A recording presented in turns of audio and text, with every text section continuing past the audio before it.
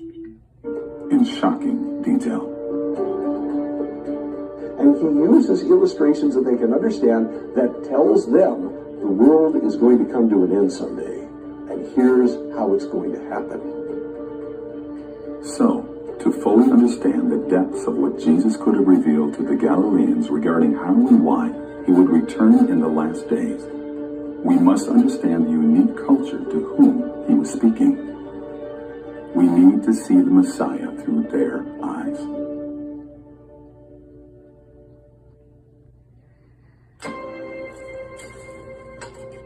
This sparked an ambitious research project, and fragments of new insight began to expose the forgotten ways of the ancient Galileans.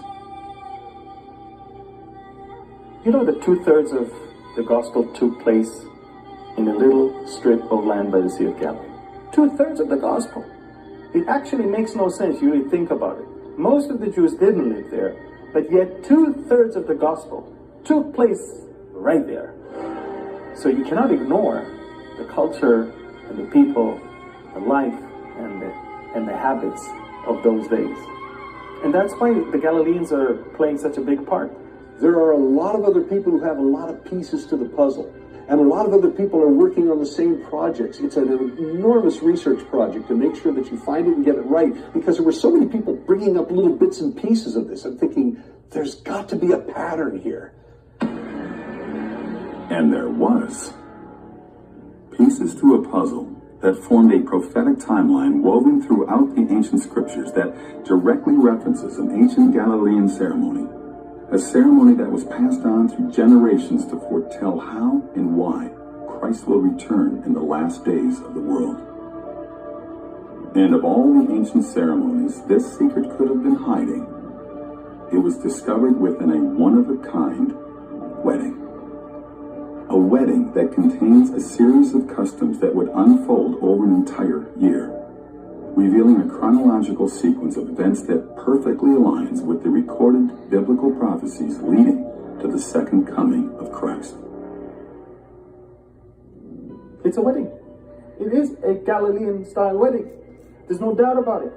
Why use a Galilean wedding? Because all of his disciples were Galileans. When Jesus taught his disciples, he used an object to start with that they already knew. Then he would say, the kingdom of heaven is like that.